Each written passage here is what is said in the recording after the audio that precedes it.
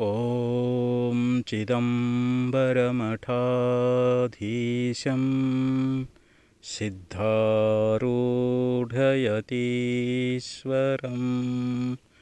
शिष्यप्रशिष्यरूपेण बोधकं गुरुमाश्रये यदङ्घ्रिकमलद्वन्द्वं तापत्रयनिवारणं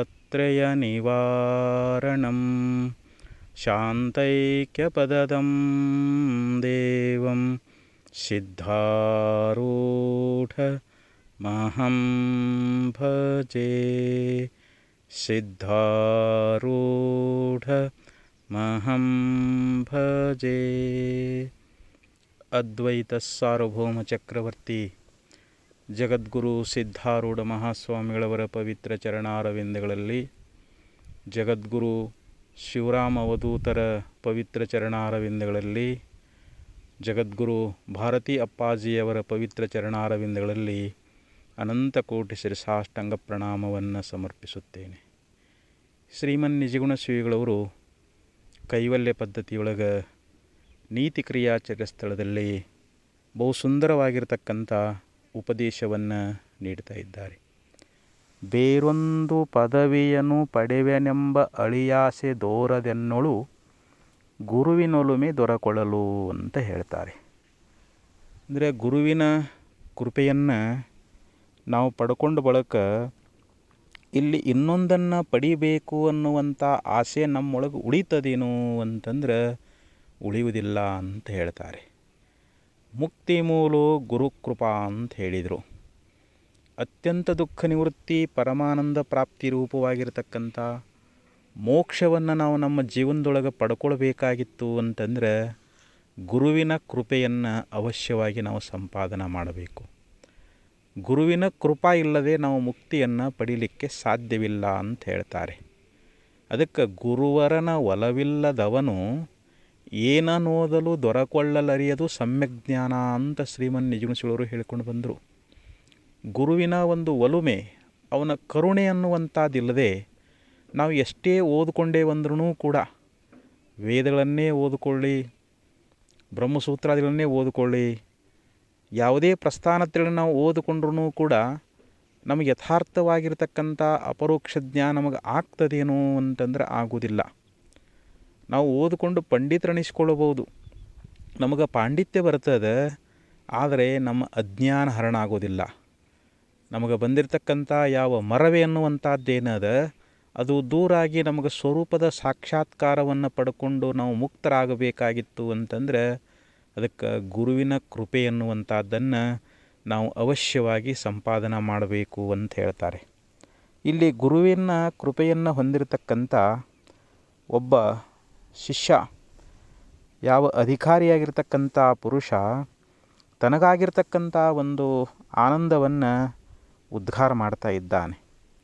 ಅಂದರೆ ಗುರುವಿನ ಒಂದು ಕೃಪೆಯನ್ನು ನಾವು ಪಡ್ಕೊಂಡು ಬಳಕ ನಮಗೆ ಸಂಸಾರದೊಳಗೆ ಯಾವುದೇ ಒಂದು ಭೋಗಗಳ ಅಪೇಕ್ಷೆ ಅನ್ನುವಂಥದ್ದಾಗಲಿ ಅಥವಾ ಸ್ವರ್ಗಲೋಕಾದಿ ಭೋಗಗಳ ಅಪೇಕ್ಷೆ ಅನ್ನುವಂಥದ್ದಾಗಲಿ ನಮಗೆ ಆಗ್ತದೇನೋ ಅಂತಂದ್ರೆ ಆಗೋದಿಲ್ಲ ಅನ್ನುವಂಥ ಮಾತನ್ನು ಇಲ್ಲಿ ಭಾಳ ಸುಂದರವಾಗಿ ಹೇಳ್ತಾರೆ. ಬೇರೊಂದು ಪದವಿಯನ್ನು ಪಡೆವೆನೆಂಬ ಅಳಿಯಾಸೆ ದೋರದೆನ್ನೊಳು. ಎನ್ನೊಳು ಅಂತಂದರೆ ನನ್ನಲ್ಲಿ ಅಂತ. ಗುರುವಿನ ಒಲುಮೆ ದೊರಕೊಳ್ಳಲು. ಇಲ್ಲಿ ಶ್ರೋತ್ರಿಯನೂ ಬ್ರಹ್ಮನಿಷ್ಠನೂ ಆಗಿರತಕ್ಕಂಥ ಯಾವ ಸದ್ಗುರು ಅದಾನಲ್ಲ, ಆ ಸದ್ಗುರುನಾಥನ ಒಂದು ಕೃಪಾ ಅನ್ನುವಂಥದ್ದು ನಮಗೆ ಆದರೆ, ಅವನ ದಯ ಅನ್ನುವಂಥದ್ದು ನಮಗೆ ಪ್ರಾಪ್ತವಾಯಿತು ಅಂತಂದ್ರೆ ಬೇರೊಂದು ಪದವಿಯನ್ನು ಪಡೆವೆನೆಂಬ ಆಸೆ ಅಂತ ಹೇಳ್ತಾರೆ. ಅಂದರೆ ನಮ್ಮ ಸ್ವರೂಪಕ್ಕಿಂತಲೂ ಭಿನ್ನವಾಗಿರ್ತಕ್ಕಂಥ ಈ ಲೋಕದಲ್ಲಿರ್ತಕ್ಕಂಥ ಪದವಿಗಳಾಗಲಿ, ಅಂದರೆ ಯಾವುದೇ ಒಂದು ಗೌರವ ಸ್ಥಾನ ಆಗಲಿ ಅಥವಾ ಬ್ರಹ್ಮಲೋಕ ಆಗಲಿ, ವಿಷ್ಣುಲೋಕ ಆಗಲಿ ಅಥವಾ ಶಿವಲೋಕ ಆಗಲಿ, ಯಾವುದೇ ಲೋಕಗಳ ಒಂದು ಅಪೇಕ್ಷೆ ಅನ್ನುವಂಥದ್ದು ನಮ್ಮೊಳಗೆ ಉಂಟಾಗ್ತದೇನೋ ಅಂತಂದ್ರೆ ಆಗಲಾರದು. ಯಾಕೆಂದರೆ ಸದ್ಗುರುನಾಥ ನಮಗೆ ಜ್ಞಾನಾಮೃತವನ್ನು ನೀಡಿಬಿಟ್ಟಿದ್ದಾನೆ. ನಾವು ಜ್ಞಾನಾಮೃತವನ್ನು ಪಾನ ಮಾಡಿ ಕೃತಕೃತ್ಯರಾಗಿದ್ದೀವಿ. ಅಂಥ ಜ್ಞಾನಾಮೃತವನ್ನು ಹೊಂದಿದ ಬಳಿಕ ಆ ಜೀವ ಪರಮಾತ್ಮರ ಏಕತ್ವ ಜ್ಞಾನವನ್ನು ಹೊಂದಿ ಆ ನಿತ್ಯ ನಿರತಿಶಯವಾಗಿರತಕ್ಕಂಥ ಸುಖದ ಪ್ರಾಪ್ತಿ ಎನ್ನುವಂಥದ್ದು ಆದ ಬಳಿಕ ಬೇರೆ ಒಂದು ಫಲಗಳ ಇಚ್ಛಾ ಅನ್ನುವಂಥದ್ದು, ಪದವಿಗಳ ಇಚ್ಛಾ ಅನ್ನುವಂಥದ್ದು ನಮಗೆ ಆಗ್ತದೇನೋ ಅಂತಂದ್ರೆ ಆಗುವುದಿಲ್ಲ ಅಂತ ಹೇಳ್ಕೊಂಡು ಬರ್ತಾ ಇದ್ದಾರೆ. ಅದಕ್ಕೆ ನಾವು ಸದ್ಗುರುನಾಥನ ಒಲುಮೆ ಅನ್ನುವಂಥದ್ದನ್ನು ಹೊಂದಿದಾಗ ಇಲ್ಲಿ ತನಗಾಗಿರ್ತಕ್ಕಂಥ ಒಂದು ಆನಂದವನ್ನು ವ್ಯಕ್ತಪಡಿಸ್ತಾ ಇಲ್ಲಿ ಶಿಷ್ಯನಾಗಿರ್ತಕ್ಕಂಥವನು ಹೇಳ್ತಾ ಇದ್ದಾನೆ, ನನಗೆ ಸದ್ಗುರುನಾಥನ ಒಂದು ಕೃಪಾ ಅನ್ನುವಂಥದ್ದಾಗ್ಯದ. ನಾನು ನಿತ್ಯ ಮುಕ್ತನೇ ಆಗಿದ್ದೀನಿ. ನಿತ್ಯವಾಗಿರ್ತಕ್ಕಂಥ ಸುಖದ ಪ್ರಾಪ್ತಿ ಅನ್ನುವಂಥದ್ದು ನನಗೆ ಆಗ್ಯದ. ಹೀಗಾಗಿ ನನಗೆ ಯಾವುದೊಂದು ಪದವಿಗಳ ಒಂದು ಇಚ್ಛಾ ಅನ್ನುವಂಥದ್ದು ನನ್ನಲ್ಲಿ ಇಲ್ಲ ಅನ್ನುವಂಥ ಮಾತನ್ನು ಇಲ್ಲಿ ಭಾಳ ಸುಂದರವಾಗಿ ಈ ಪದ್ಯದೊಳಗೆ ಶ್ರೀಮನ್ ನಿಜಗುಣಶ್ರೀಗಳವರು ನಮಗೆ ಉಪದೇಶ ಮಾಡ್ತಾ ಇದ್ದಾರೆ. ದುರ್ಲಭೋ ವಿಷಯತ್ಯಾಗ ದುರ್ಲಭಂ ತತ್ವದರ್ಶನಂ ದುರ್ಲಭೋ ಸಹಜಾವಸ್ಥಾ ಸದ್ಗುರು ಕರುಣಾವಿನ ಅಂತ ಹೇಳಿದರು. ಒಂದು ಶ್ರುತಿಯೊಳಗೆ ಭಾಳ ಸುಂದರವಾಗಿ ಹೇಳ್ತಾರೆ, ನಾವು ಈ ಸಂಸಾರದೊಳಗೆ ಈ ಏನು ವಿಷಯಗಳದಾವಲ್ಲ ಇವುಗಳನ್ನು ತ್ಯಾಗ ಮಾಡುವಂಥದ್ದು ಅಷ್ಟು ಸುಲಭ ಅಲ್ಲ ಅಂತ ಹೇಳ್ತಾರೆ. ಯಾಕಂದರೆ ವಿಷಯಗಳು ನಮ್ಮ ಮನಸ್ಸನ್ನು ಆಕರ್ಷಣೆ ಮಾಡ್ತಾವೆ. ನಾವು ಆ ವಿಷಯಗಳನ್ನು ಕಂಡು ಅದರಲ್ಲಿ ಮೋಹಿತರಾಗ್ತೀವಿ. ಆ ವಿಷಯಗಳನ್ನು ಪಡೆಯುವುದರಲ್ಲಿ ನಾವು ಉತ್ಸುಕರಾಗ್ತಾ ಇದ್ದೀವಿ. ಅದಕ್ಕೆ ಏನಾದರೂ ಪ್ರಯತ್ನವನ್ನು ಮಾಡ್ತೀವಿ. ಆದರೆ ಆ ವಿಷಯಗಳು ಇವೆಲ್ಲ ದುಃಖದಾವು, ಇವುಗಳನ್ನು ತ್ಯಾಗ ಮಾಡಿ ನಿತ್ಯ ನಿರತಿಶಯವಾಗಿರ್ತಕ್ಕಂಥ ಸುಖವನ್ನು ಹೊಂದಬೇಕು ಅಂಥೇಳಿ ನಮಗೆ ಇಚ್ಛಾ ಅನ್ನುವಂಥದ್ದು ಮೂಡೋದಿಲ್ಲ.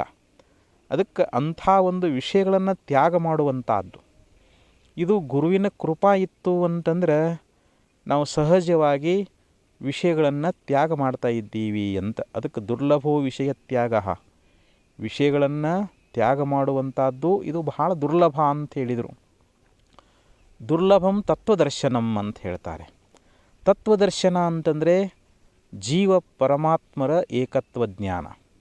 ಜೀವನು ಬ್ರಹ್ಮರೂಪನೇ ಆಗಿದ್ದಾನೆ ಅನ್ನುವಂಥ ನಿಶ್ಚಯಾತ್ಮಕವಾಗಿರುವಂಥ ಜ್ಞಾನ ನಮಗೆ ಆಗಬೇಕು ಅಂತಂದ್ರೆ ಇದು ಸದ್ಗುರುವಿನ ಕರುಣಾ ಇಲ್ಲದ ಆಗುವುದಿಲ್ಲಂತಾರೆ. ತತ್ವಜ್ಞಾನ ಅಷ್ಟು ಸುಲಭವಾಗಿ ಆಗಂಗಿಲ್ಲ. ಯಾಕಂದರೆ ಗುರುವಿನ ಕರುಣೆ ಎನ್ನುವಂಥದ್ದನ್ನು ನಾವು ಹೊಂದಬೇಕು. ಸದ್ಗುರುನಾಥ ನಮ್ಮ ಮೇಲೆ ಕೃಪಾ ಮಾಡಬೇಕು. ಅವ ಒಲಿದು ನಮಗೆ ತತ್ವಮಸಿ ಮೊದಲಾಗಿರ್ತಕ್ಕಂಥ ಮಹಾವಾಕ್ಯಗಳನ್ನು ನಮಗೆ ಬೋಧ ಮಾಡಿದ ಅಂತಂದ್ರೆ ಆವಾಗ ನಮಗೆ ತತ್ವಜ್ಞಾನ ಅನ್ನುವಂಥದ್ದು ಉಂಟಾಗ್ತದೆ. ದುರ್ಲಭೋ ಇನ್ನೊಂದು ಮಾತು ಹೇಳ್ತಾರೆ, ದುರ್ಲಭೋ ಸಹಜಾವಸ್ಥಾ ಸದ್ಗುರು ಕರುಣಾವಿನ ಅಂತ ಹೇಳಿದರು. ಗುರುವಿನ ಕರುಣೆ ಎನ್ನುವಂಥದ್ದನ್ನು ಪಡೆಯದೆ ನಮಗೆ ಸಹಜವಾದ ಅವಸ್ಥೆ. ಇಲ್ಲಿ ಅಹಂ ಬ್ರಹ್ಮಾಸ್ಮಿ ಎನ್ನುವಂಥ ಯಥಾರ್ಥ ಜ್ಞಾನೋದಯ ಆಯಿತು ಅಂತಂದರೆ ನಾವು ಈ ದೇಹ ಮೊದಲುಗೊಂಡು ಅಹಂಕಾರದವರೆಗಿರ್ತಕ್ಕಂಥ ಈ ಅನಾತ್ಮಗಳನ್ನು ಸಾಕ್ಷಿಯಾಗಿ ನೋಡ್ತಾ ಆ ಒಂದು ಆತ್ಮಸ್ವರೂಪದಲ್ಲಿಯೇ ನಮ್ಮ ವೃತ್ತಿ ಎನ್ನುವಂಥದ್ದು ಅಖಂಡವಾಗಿ ನೆಲೆಗೊಂಡಿತು ಅಂತಂದರೆ ಆವಾಗ ಇವನಿಗೆ ಸಹಜವಾದ ಒಂದು ಅವಸ್ಥೆ ಎನ್ನುವಂಥದ್ದು ಪ್ರಾಪ್ತಿಯಾಗ್ತದೆ. ಈ ದೇಹಾದಿಗಳ ಮೇಲಿರ್ತಕ್ಕಂಥ ಮೋಹ ಅಳೆದು ಹೋಗ್ತದೆ. ಇದ್ರ ಮೇಲಿರ್ತಕ್ಕಂಥ ಅಭಿಮಾನ ಅನ್ನುವಂಥದ್ದನ್ನು ಬಿಡ್ತಾನೆ. ಕೇವಲ ಬ್ರಹ್ಮರೂಪನೇ ಆಗ್ತಾ ಇದ್ದಾನೆ. ಇದು ಸದ್ಗುರುವಿನ ಕರುಣೆಯಿಂದ ಮಾತ್ರ ಇದು ನಮಗೆ ದೊರಕ್ತದಂತ ಹೇಳ್ತಾರೆ. ನಾವು ಗುರುವಿನ ಕೃಪೆಗೆ ಪಾತ್ರಾದೇವಿ ಅಂತಂದರೆ ಇಂಥ ಸಹಜವಾಗಿರ್ತಕ್ಕಂಥ ಅವಸ್ಥೆ ಎನ್ನುವಂಥದ್ದು ನಮಗೆ ದೊರಕ್ತದ ಅಂಥೇಳಿ ಹಿಂಗೆ ಶ್ರುತಿ ಭಗವತಿ ಭಾಳ ಸುಂದರವಾಗಿ ನಮಗೆ ಉಪದೇಶ ಅನ್ನುವಂಥದ್ದನ್ನು ಮಾಡ್ತಾ ಇದ್ದಾಳೆ. ಅದಕ್ಕೆ ಇಲ್ಲಿ ನಾವು ಮುಕ್ತಿಯನ್ನು ಹೊಂದಬೇಕಾದ್ರೆ ಗುರುವಿನ ಕೃಪೆ ಎನ್ನುವಂಥದ್ದನ್ನು ನಾವು ಹೊಂದಬೇಕು ಅಂತ ಹೇಳಿದರು. ನರಜನ್ಮವ ತೊಡೆದು ಹರಜನ್ಮವ ಮಾಡಿದ ಗುರುವೇ, ಭವಿಯೆಂಬುದ ತೊಡೆದು ಭಕ್ತಿಯೆಂದೆನಿಸಿದ ಗುರುವೇ, ವಿಷಯ ಸುಖವ ತೊಲಗಿಸಿ ಪರಮ ಸುಖವ ತೋರಿದ ಗುರುವೇ, ಚನ್ನ ಮಲ್ಲಿಕಾರ್ಜುನನೆನ್ನ ತಂದು ಎನ್ನ ಕೈವಶಕ್ಕೆ ಕೊಟ್ಟ ಗುರುವೇ ಶರಣು ಅಂತ ಅಕ್ಕಮಾದೇವಿ ಒಂದು ವಚನದಲ್ಲಿ ಭಾಳ ಸುಂದರವಾಗಿ ಹೇಳಿದ್ಲು. ನೋಡ್ರಿ, ನಾವು ಮೊದಲು ಅಜ್ಞಾನ ಕಾಲದೊಳಗೆ ಈ ದೇಹವೇ ನಾನು ಅಂತ ಭಾವಿಸಿಕೊಂಡು ನಾವೆಲ್ಲ ನರರಾಗಿದ್ದೀವಿ. ಯಾವಾಗ ಸದ್ಗುರುನಾಥನ ಚರಣಗಳಿಗೆ ನಾವು ಶರಣಾಗತರಾದೀವಿ, ಸದ್ಗುರುವಿನ ಸೇವಾ ಮಾಡಿದ ಬಳಿಕ ಸದ್ಗುರುನಾಥ ನಮಗೇನಂದ ಅಂತಂದ್ರೆ, ನೋಡಪ್ಪ ನೀ ನರ ಅಲ್ಲ, ನೀನು ಮನುಷ್ಯ ಅಲ್ಲ, ನೀನು ಸಾಕ್ಷಾತ್ ಪರಮಾತ್ಮನೇ ಅದಿ, ಆ ಶಿವಸ್ವರೂಪನೇ ನೀನದಿ. ಆ ಪರಬ್ರಹ್ಮದ ಜ್ಞಾನವನ್ನು ಮಾಡಿಕೊಟ್ಟ ಬಳಿಕ ನಮಗೆ ಈ ನರಜನ್ಮ ಅನ್ನುವಂಥದ್ದು ಹೋಗಿ ನಮಗೆ ಹರಜನ್ಮ ಅನ್ನುವಂಥದ್ದು ಪ್ರಾಪ್ತವಾಯಿತು. ಸದ್ಗುರುನಾಥ ನರಭಾವವನ್ನು ಕಳೆದು ಹಾಕ್ತಾನೆ, ನಮಗೆ ಬ್ರಹ್ಮಭಾವವನ್ನು ಉಂಟು ಮಾಡ್ತಾ ಇದ್ದಾನೆ. ನೀನು ಸಾಕ್ಷಾತ್ ಬ್ರಹ್ಮವೇ ಅದಿ ಎನ್ನುವಂಥ ಈ ಯಥಾರ್ಥ ಜ್ಞಾನವನ್ನು ಉಪದೇಶ ಮಾಡತಕ್ಕಂಥವನು ಯಾರು ಅಂದರೆ ಸದ್ಗುರು. ಆ ಸದ್ಗುರುನಾಥನ ಒಂದು ಉಪಕಾರ ಎಂಥದ್ದು ಅನ್ನೋದ್ರ ಬಗ್ಗೆ ಇಲ್ಲಿ ಅಕ್ಕಮಾದೇವಿ ಭಾಳ ಸುಂದರವಾಗಿ ಹೇಳಿದ್ಲು. ಭವಿ ಎಂಬುದ ತೊಡೆದು ಭಕ್ತಿಯೆಂದೆನಿಸಿದ ಗುರುವೇ ಅಂತ ಹೇಳ್ತಾಳೆ. ನಾವು ಅಜ್ಞಾನ ಕಾಲದೊಳಗೂ ನೋಡ್ರಿ, ಈ ಸಂಸಾರವೇ ಸತ್ಯ ಅಂತ ತಿಳ್ಕೊಂಡಿರ್ತೀವಿ. ನಮಗೆ ದೈವದಲ್ಲಿ ಭಕ್ತಿ ಇರಂಗಿಲ್ಲ, ಶಾಸ್ತ್ರಗಳಲ್ಲಿ ವಿಶ್ವಾಸ ಇರಂಗಿಲ್ಲ, ನಾವು ಗುರುಗಳನ್ನು ನಂಬುವುದಿಲ್ಲ. ಆವಾಗ ನಾವು ನಾಸ್ತಿಕರಾಗಿ ಏನು ಮಾಡ್ತೀವಿ, ಈ ಸಂಸಾರದಲ್ಲಿರ್ತಕ್ಕಂಥ ಸುಖನ ಇದು ಸತ್ಯ ಅಂತ ತಿಳ್ಕೊಂಡು ಆ ಸುಖಕ್ಕೆ ಸಾಧನವಾಗಿರ್ತಕ್ಕಂಥ ಕರ್ಮಗಳಲ್ಲಿ ನಾವು ತೊಡಗಿರ್ತೀವಿ. ಆವಾಗ ನಾವು ನಿಜವಾಗಿಯೂ ಭವಿಯಾಗಿರ್ತೀವಿ.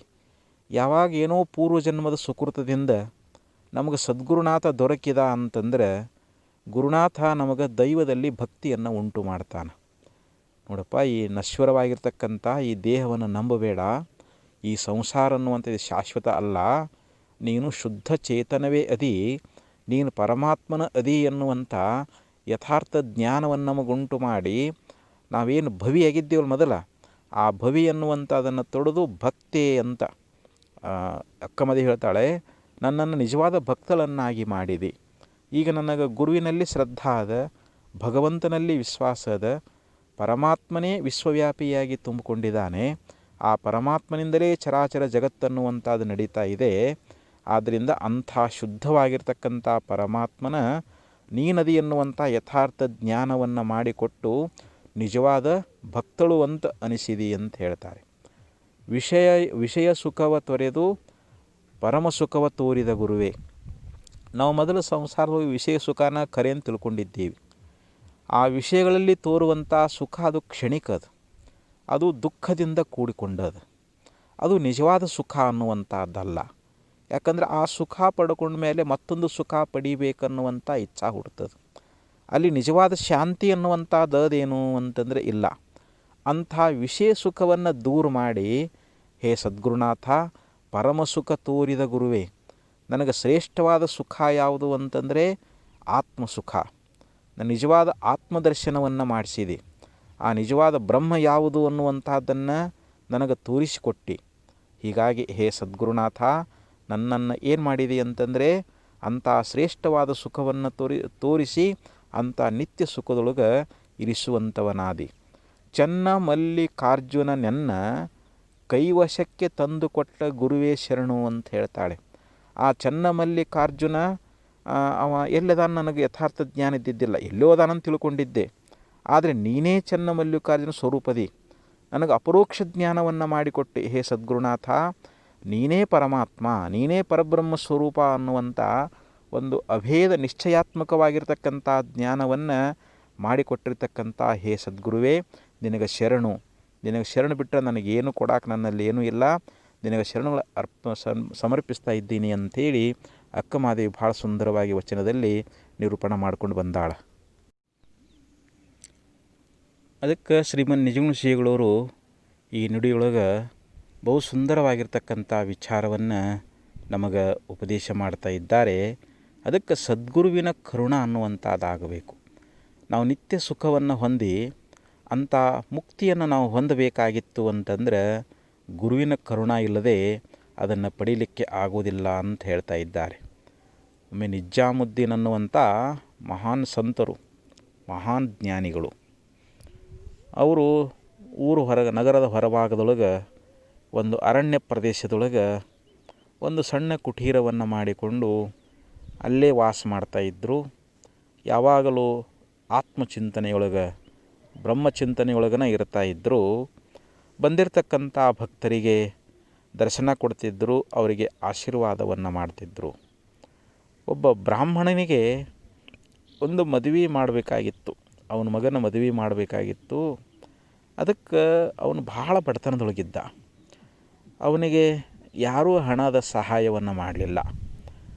ಆವಾಗ ಯಾರೋ ಒಬ್ರು ಹೇಳಿದರು, ನೋಡಿ ನಿಜಾಮುದ್ದೀನ್ ಅಂತ ಮಹಾನ್ ಸಂತರದಾರ, ಅವ್ರ ಹತ್ರ ಹೋದ್ರೆ ಅವ್ರು ಏನಾದರೂ ಆಶೀರ್ವಾದ ಮಾಡಿದ್ರೆ ಅವ್ರು ನಿಮಗೆ ಏನಾದರೂ ಸಹಾಯ ಮಾಡ್ಬೋದು, ಅವ್ರ ಆಶೀರ್ವಾದವನ್ನು ನೀವು ಪಡ್ಕೊಳ್ರಿ ಅಂತ ಯಾರೋ ಒಬ್ಬರು ಸಲಹೆ ಕೊಟ್ಟರು.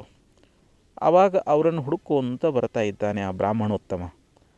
ಬಂದು ಅವ್ರು ಇರ್ತಕ್ಕಂಥ ಸ್ಥಾನಕ್ಕೆ ಬಂದು ಅವರಿಗೆ ನಮಸ್ಕಾರ ಮಾಡಿದ. ಆವಾಗ ಅವ್ರಿಗೆ ಕೇಳ್ತಾ ಇದ್ದಾನೆ, ಪೂಜ್ಯರೇ, ನಾನು ಭಾಳ ಕಷ್ಟದೊಳಗದೀನಿ, ನನ್ನ ಮಗನ ಮದುವೆ ಮಾಡಬೇಕಾಗ್ಯದ. ನನ್ನಲ್ಲಿರ್ತಕ್ಕಂಥ ಒಂದು ಬಡತನದಿಂದ ನನಗೆ ಮದುವೆ ಮಾಡಲಿಕ್ಕೆ ಆಗ್ತಾಯಿಲ್ಲ. ಅದಕ್ಕೆ ತಾವೇನಾದರೂ ಸ್ವಲ್ಪ ಸಹಾಯ ಮಾಡಿದರೆ ತಮಗೆ ನನ್ನ ಮಗನ ಮದುವೆ ಸುಲಭವಾಗಿ ಆಗಿ ಹೋಗ್ತದೆ, ತಮ್ಮ ಅನುಗ್ರಹದಿಂದ ಈ ಕಾರ್ಯ ಆಗಬೇಕು ಅಂತಂದಾಗ ಆವಾಗ ನಿಜಾಮುದ್ದೀನ ಸಂತರು ಹೇಳಿದರು, ಆಯ್ತಪ್ಪ ಕೂತ್ಕೋ, ನೋಡೋಣ ಯಾರಾದರೂ ಬಂದರು, ಭಕ್ತರು ಬಂದು ಕಾಣಿಕೆಯನ್ನು ಕೊಟ್ಟರು ಅಂತಂದರೆ ಅದನ್ನು ನಿನಗೆ ಸಮರ್ಪಣೆ ಮಾಡ್ತಾ ಇದ್ದೀನಿ ಅಂಥೇಳಿ ಹೇಳಿದರು. ಆವಾಗ ಅಲ್ಲೇ ಕುಳಿತುಕೊಂಡ. ಮಧ್ಯಾಹ್ನ ಆಯಿತು, ಯಾರೊಬ್ಬರೂ ಬರಲಿಲ್ಲ. ಸಾಯಂಕಾಲ ಆಗ್ತಾ ಬಂತು. ಅವಾಗಂದ, ಯಾವ ಪುರುಷರು ಬಂದು ಮಹಾತ್ಮರಿಗೆ ದಕ್ಷಿಣ ಕೊಡಲಿಲ್ಲ, ಮತ್ತಿನ್ನು ಹೇಗೆ ಮಾಡೋದು, ಇನ್ನು ಇಲ್ಲೇ ಇರಲಿಕ್ಕಂತೂ ಆಗೋದಿಲ್ಲ. ಆಯಿತು, ಏನೋ ಅವ್ರ ಆಶೀರ್ವಾದ ಇದ್ದಂಗೆ ಆಗಲಿ ಅಂಥೇಳಿ ಅವರಿಗೆ ನಮಸ್ಕಾರ ಮಾಡಿ, ಪೂಜ್ಯರೇ ಮತ್ತು ಯಾರೂ ಬರಲಿಲ್ಲ, ಹೀಗಾಗಿ ನನಗೆ ಹೋಗಲಿಕ್ಕೆ ಅಪ್ಪಣೆ ಕೊಡ್ರಿ, ತಮ್ಮ ಆಶೀರ್ವಾದ ಇದ್ದಂಗೆ ಆಗಲಿ ಅಂಥೇಳಿ ನಮಸ್ಕಾರ ಮಾಡಿ ಹೊರಟು ನಿಂತಾಗ ಆವಾಗ ನಿಜಾಮುದ್ದೀನ್ ಸಂತರು ಕರುಣಾದೃಷ್ಟಿಯಿಂದ ಆವಾಗ ಅವ್ರು ಏನು ಮಾಡಿದರು, ತಮ್ಮ ಪಾದುಕೆಗಳನ್ನು ತಗೋ, ಇದರಿಂದ ನಿನ್ನ ಮಗನ ಮದುವೆ ಚೆನ್ನಾಗಿ ಆಗ್ತದೆ, ಯಾವ ವಿಘ್ನಗಳು ಬರೋಂಗಿಲ್ಲ, ಏನು ಚಿಂತೆ ಮಾಡೋಕ್ಕೆ ಹೋಗಬೇಡ ಅಂಥೇಳಿ ಪಾದುಕೆಗಳನ್ನು ಕೊಟ್ಟರು. ಆವಾಗ ಅದನ್ನು ಭಕ್ತಿಯಿಂದ ಅವನು ಸ್ವೀಕಾರ ಮಾಡಿಕೊಂಡು ಅದನ್ನು ತನ್ನ ಹಸ್ತೊಳಗೆ ಹಿಡ್ಕೊಂಡು ಹೊರಟ. ಇನ್ನೇನು ಸಾಯಂಕಾಲ ಆಗಿತ್ತು, ಸೂರ್ಯ ಅಸ್ತಂಗತನಾಗುವಂಥ ಸಮಯ, ಊರು ಸೇರಬೇಕಾಗಿತ್ತು. ಅಲ್ಲಿ ಒಬ್ಬ ದೊಡ್ಡ ಶ್ರೀಮಂತ, ಅವನು ದಾರಿಯೊಳಗೆ ನಿಜಾಮುದ್ದೀನರ ದರ್ಶನ ಮಾಡಲಿಕ್ಕೆ ಅದೇ ದಾರಿಯೊಳಗೆ ಬರ್ತಾ ಇದ್ದ. ಅವನು 50 ಒಂಟಿ ಮೇಲೆ ಮುತ್ತು ರತ್ನ ಅವೆಲ್ಲ ಬಂಗಾರ ಏನೆಲ್ಲ ಸಂಪತ್ತನ್ನು ಹೇರ್ಕೊಂಡು ಬಂದಿದ್ದ. ಆ ಮಹಾತ್ಮರಿಗೆ ಅರ್ಪಿಸಬೇಕು ಅಂಥೇಳಿ, ಮಹಾತ್ಮರಿಗೆ ಕೊಟ್ಟು ಅವರ ಆಶೀರ್ವಾದ ಪಡ್ಕೋಬೇಕು ಅಂಥೇಳಿ ಬರ್ತಾ ಇದ್ದ.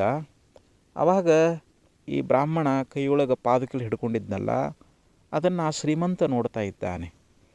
ಆವಾಗ ನೋಡಿ ಕೇಳ್ತಾ ಇದ್ದಾನೆ, ಏನಪ್ಪ ನೀ ಎಲ್ಲಿಂದ ಬಂದಿ ಅಂತ ಕೇಳಿದರು.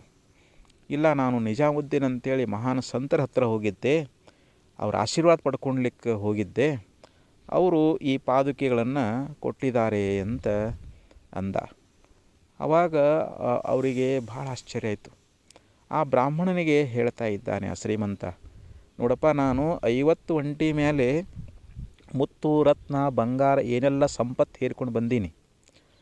ಆ ಪಾದುಕೆಗಳನ್ನು ನನಗೆ ಕೊಟ್ಟರೆ ನಿನಗೆ ಈ 50 ಒಂಟಿ ಮೇಲಿದ್ದ ಸಂಪತ್ತು ನಿನಗೆ ಕೊಡ್ತೀನಿ ಅಂತಂದಾಗ ಬ್ರಾಹ್ಮಣನಿಗೆ ಅನ್ನಿಸ್ತು, ಏನಪ್ಪ ಈ ಪಾದುಕೆಗಳ ಬೆಲೆ ಎಷ್ಟೊಂದು ಇದೆಯಲ್ಲ, ನಾನು ಏನೂ ತಿಳ್ಕೊಂಡಿದ್ದೆ, ಇದು ಸುಮ್ಮನೆ ಏನು ಕೊಟ್ರಪ್ಪ, ಇದರಿಂದ ಏನಾಗ್ತೈತಿ, ಪಾದುಕೆಯಿಂದ ಏನಾಗ್ತದೆ ಅಂಥೇಳಿ ನಾನು ಹಿಂಗೆ ಭಾವಿಸ್ಕೊಂಡಿದ್ದೆ. ನಿಜವಾಗಿ ನಾನು ತಪ್ಪಾಯಿತು. ಆಯಿತು ಶ್ರೀಮಂತರೇ, ಆಗಲಿ, ನನ್ನ ಮಗನ ಮದುವೆ ಮಾಡಬೇಕಾಗಿದೆ, ನನಗೆ ಭಾಳ ದಾರಿದ್ರ್ಯಾವಸ್ಥೆ ಅದ, ಈ ಪಾದುಕೆ ಅವಶ್ಯಕತೆ ನನಗೇನಿಲ್ಲ, ಇದನ್ನು ನೀವು ತೊಗೊಳ್ರಿ ಅಂಥೇಳಿ ಅಂದಾಗ ಆ ಸಾಹುಕಾರ ಶ್ರೀಮಂತ ಏನು ಮಾಡಿದ ಅಂತಂದರೆ ಆ 50 ಒಂಟೆಗಳನ್ನು ಬ್ರಾಹ್ಮಣ ಜೊತೆಯಲ್ಲಿ ಕಳಿಸಿಕೊಟ್ಟನಂತೆ. ಬ್ರಾಹ್ಮಣ ಧನ್ಯನಾಗಿ ಹೋಗಿಬಿಟ್ಟ. ಯಾಕಂದರೆ 50 ಒಂಟೆ ಮೇಲೆ ಹೇರಿಕೊಂಡು ಬಂದಿರತಕ್ಕಂಥ ಅಪಾರವಾದ ಸಂಪತ್ತು, ಮುತ್ತು ರತ್ನ ಬಂಗಾರ ಏನೆಲ್ಲ ಅಪಾರವಾದ ಸಂಪತ್ತನ್ನು ಅವ ತೊಗೊಂಡು ಹೋದ. ಅಂತೂ ಸಂತ ನಿಜಾಮುದ್ದೀರ ಕೃಪಾ ನನಗೆ ಆಯ್ತಲ್ಲ, ನಾನು ಧನ್ಯನಾದೆ ಅಂಥೇಳಿ ಸಂತೋಷದಿಂದ ಹೋದ. ಮುಂದೆ ಆ ಪಾದುಕೆಗಳನ್ನು ತಗೊಂಡು ಆ ಶ್ರೀಮಂತ ನಿಜಾಮುದ್ದೀನರ ಸಂತರ ಹತ್ರ ಬರ್ತಾ ಇದ್ದಾನೆ. ಆ ಕೈ ಹಿಡ್ಕೊಂಡು ಬಂದಿದ್ದನ್ನು ಸಂತರು ನೋಡಿ ಆಶ್ಚರ್ಯ ಆದರು. ಆವಾಗ ಅವರು ಅಂತ ಇದ್ದಾರೆ, ನಾನು ಒಬ್ಬ ಬ್ರಾಹ್ಮಣನಿಗೆ ಇದನ್ನು ಆಶೀರ್ವಾದ ಮಾಡಿ ಕೊಟ್ಟಿದ್ದೆ, ಈ ಶ್ರೀಮಂತನ ಕೈಯೊಳಗೆ ಇವು ಹೇಗೆ ಬಂದು, ಆದರೂ ಸ್ವಲ್ಪ ವಿಚಾರ ಮಾಡೋಣ ಅಂಥೇಳಿ ಆ ಶ್ರೀಮಂತನಿಗೆ ಕೇಳ್ತಾ ಇದ್ದಾರೆ. ಏನಪ್ಪ, ಈ ಪಾದುಕೆ ನಿನಗೆ ಎಲ್ಲಿ ದೊರಕಿದು ಅಂತಂದರು. ಮಹಾತ್ಮರೇ, ತಮ್ಮ ದರ್ಶನಕ್ಕೆ ನಾನು 50 ಒಂಟಿ ಮೇಲೆ ಮುತ್ತು ರತ್ನ ಬಂಗಾರ ಹೇರಳವಾಗಿ ಹೇರಿಕೊಂಡು ತಮಗೆ ಅರ್ಪಣೆ ಮಾಡಬೇಕು ಅಂತ ಬರ್ತಾ ಇದ್ದೆ. ದಾರಿಯೊಳಗೊಬ್ಬ ಬ್ರಾಹ್ಮಣ ಈ ಪಾದುಕೆಗಳನ್ನು ಹಿಡ್ಕೊಂಡು ಹೊರಟಿದ್ದ. ಅದಕ್ಕೆ ಅವನಿಗೆ ಕೇಳಿದೆ ನಾನು, ನೋಡಪ್ಪ, ಈ 50 ಒಂಟೆಯ ಮೇಲೆ ಇರ್ತಕ್ಕಂಥ ಈ ಎಲ್ಲ ಸಂಪತ್ತನ್ನು ನಾನು ನಿನಗೆ ಕೊಡ್ತೀನಿ, ಆ ಪಾದುಕೆಗಳನ್ನು ನನಗೆ ಕೊಡು ಅಂತ ಕೇಳಿದೆ. ಆವಾಗ ಅವನು ಭಾಳ ಸಂತೋಷವಾಗಿ ಆ ಪಾದುಕೆಗಳನ್ನು ಕೊಟ್ಟ. ಆ ಸಂಪತ್ತನ್ನು ಅವನ ಜೊತೆಯಲ್ಲಿ ಕಳಿಸಿಕೊಟ್ಟೆ ಅಂತ ಹೇಳಿದ. 50 ಒಂಟೆ ಮೇಲೆ ಇರ್ತಕ್ಕಂಥ ಹೇರಿಕೊಂಡು ಬಂದ ಎಲ್ಲ ಮುತ್ತು ರತ್ನ ಬಂಗಾರ ಎಲ್ಲ ಸಂಪತ್ತನ್ನು ಅವನಿಗೆ ಕೊಟ್ಟು ಕಳಿಸಿದೆ ಅಂತಂದಾಗ ಆವಾಗ ಆ ಸಂತರು ಹೇಳ್ತಾ ಇದ್ದಾರೆ, ಇಷ್ಟು ಸ್ವಸ್ಥ ಅಂದ್ರೆ ಕಡಿಮೆ ಇದರೊಳಗೆ ಈ ಪಾದುಕೆ ಸಿಕ್ಕುವ ಅಂತಂದರು. ನೋಡಿ, ಆ ಪಾದುಕೆಗಳ ಬೆಲೆ ಇನ್ನು ಎಷ್ಟಿರ್ಬೋದು ಅಂತ. ಇಷ್ಟು ಕಡಿಮೆ ರೇಟ್ನೊಳಗೆ ಅಥವಾ ಇಷ್ಟು ಸ್ವಸ್ಥದೊಳಗೆ ನಿನಗೆ ಈ ಪಾದುಕೆಗಳನ್ನು ನೀ ಪಡ್ಕೊಂಡಿಯಲ್ಲ ಅಂತಂತಂದರು.